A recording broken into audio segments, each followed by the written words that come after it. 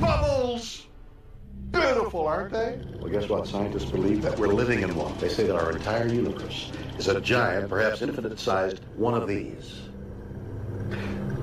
But if that's hard to comprehend, there's something else. In 2010, scientists found something extraordinary. Evidence that our bubble, our universe, has been bruised not once but 4 times. Why? Because it smashed into other bubbles. And do you know what those other bubbles are? Other universes. There could be millions of them. Parallel worlds. Other dimensions that exist alongside ours. Amazing, isn't it? Let's think about this. If it's true, that means there could be people or something like us floating around inside them. Isn't that a little scary? Could we, in the distant future, bump into something or someone from a neighboring dimension? Well, I've got news for you. It's happening right now. Bubbles!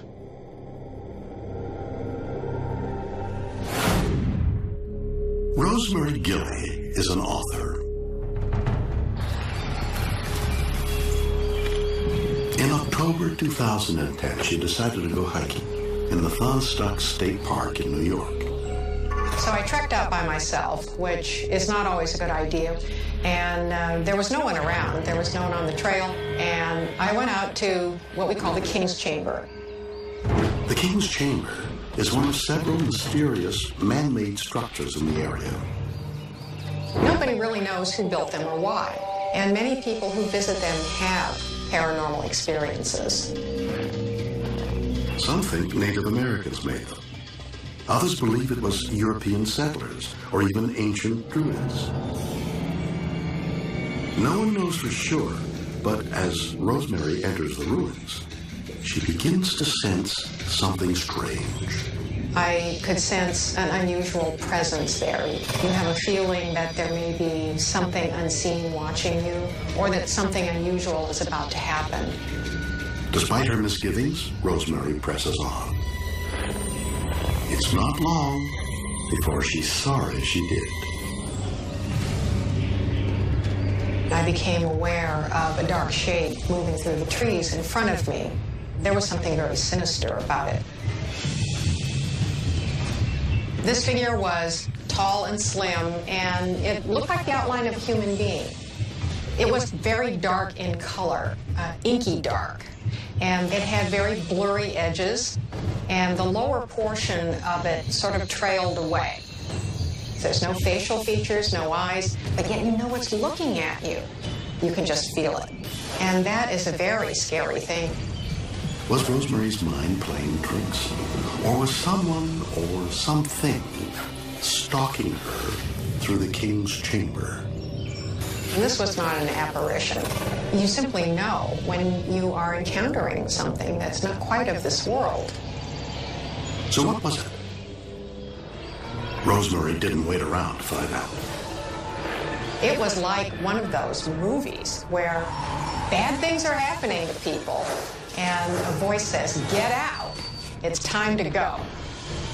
What did Rosemary Gilley see? Was she in real danger from a shadow, or was it something even more sinister? Incredibly, her experience is not unique.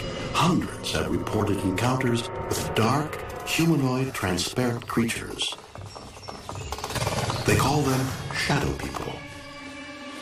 But what are they? Rosemary has come to an incredible conclusion. Shadow people come from other dimensions, parallel dimensions that are right here on this planet. They're just around a certain bend in space where we can't normally see them except under the right circumstances. Are shadow people intruders from a parallel dimension? If so, how do they cross into our world? And what do they want? Chris French is a psychologist. He believes there is a simple explanation. These shadow people are just shadows. The way that these shadow people are said to move is kind of a very fleeting motion. One moment they're there, next moment they're somewhere else. I mean, to me, it sounds very much like the way that shadows move. Are shadow people simply random shadows? If so, what gives them such distinct human shapes? French believes the answer lies in a phenomenon called pareidolia. Pareidolia refers specifically to this idea that we can sometimes think we see clear and distinct human forms in what is essentially just random background noise. So I think everybody's probably had the experience of looking at patterns on wallpaper and making out faces in those patterns. Or we look up in the clouds and we see animal shapes. People have found images of Christ in plates of spaghetti, in cinnamon buns, in the burn marks on tortillas.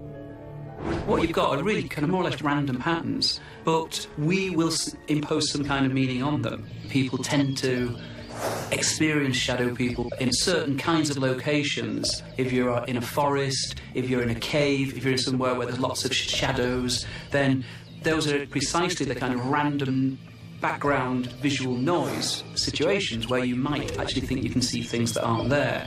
And there's probably also the fact that in certain kinds of environments there are reasons why we might actually feel on edge. So for example, if you went into a cave and there's a very, very high ceiling in the cave, then again that will tend to make us feel slightly on edge because we don't know what's up there, what might be about to jump on us. And if you think of this from the evolutionary perspective, it makes sense that in certain locations we are more kind of alert, more on guard, more aware of possible threats in the environment than in other places. But many who have encountered shadow people feel physically threatened. Why?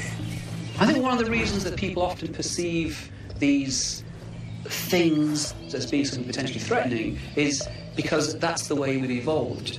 In terms of our evolutionary history, then it makes sense that we have cognitive systems that are very much tuned to picking up on possible threats in the environment. And so very often, if we think we can see some kind of form, if we think there's something out there that might do us harm, then it's better to err on the side of perceiving it that way as a potential threat and getting out of any possible danger rather than to take any risks. Are our survival instincts tricking us into believing a shadow is a terrifying and real creature? It's an extremely common phenomenon for perfectly sane people to sometimes see things that aren't actually there. There are parts of the brain that are hardwired to recognise faces and human forms. And so sometimes those parts of the brain will actually fire when what we're looking at are really just shadows. Are shadow people simply shadows? Rosemary Gilley isn't convinced. It was not a trick of my imagination. It was unmistakable, black shape moving through the trees.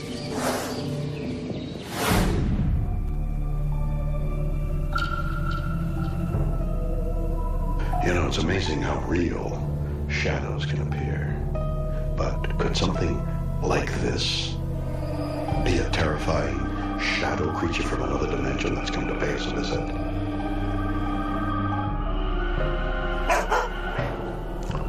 Did you do that, Fluffy?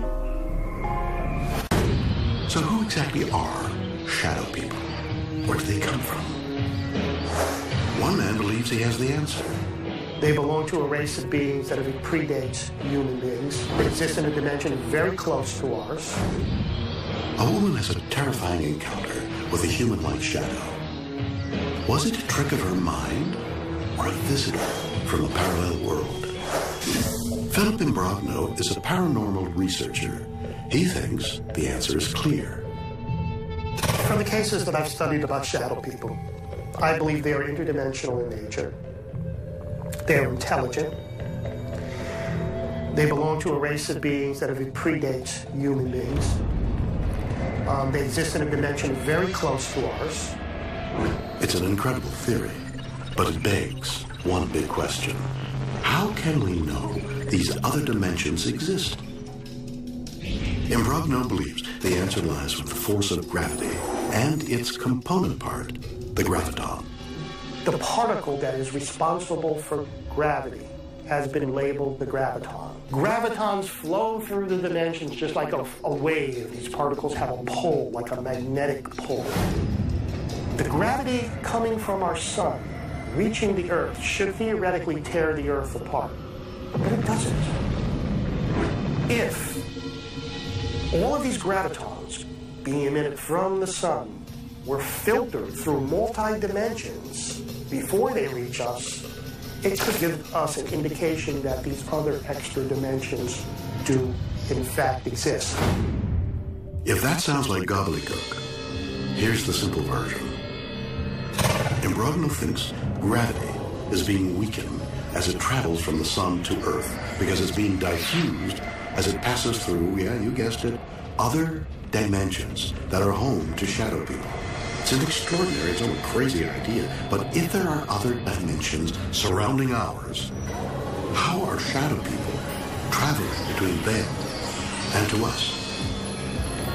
Shadow people may understand the concept of gravitons more than we do.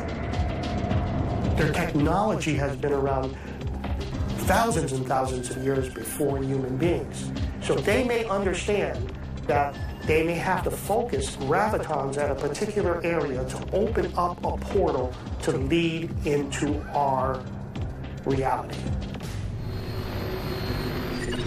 According to Imbrogno, he will soon have hard scientific evidence to support his theory. When these dimensions are opened up, we should see an influx of gravitons. This interaction can be measured. So the exciting research that I'm involved in right now is building devices that would be able to detect large amounts of gravitons to predict when shadow people would appear. Are shadow people using gravity to open portals to our dimension? And if so, what do they want? Their purpose, their agenda may vary depending upon the group of shadow people. I don't think they have one agenda. I don't think they work together as a team. I think they work together more or less in clans or groups. Some of them have certain agendas. Some of them may have different agendas. It seems to me that the main objective of the shadow person visit is to learn about us as much as they can by observing us. Some people would find that very unsettling.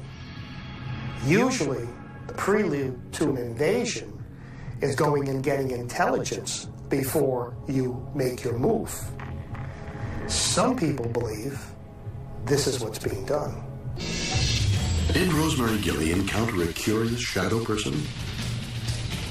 Are we facing an invasion of beings from a neighboring dimension? Should we be afraid? Very afraid? Or are they nothing but a trick of light? Weird. Or what?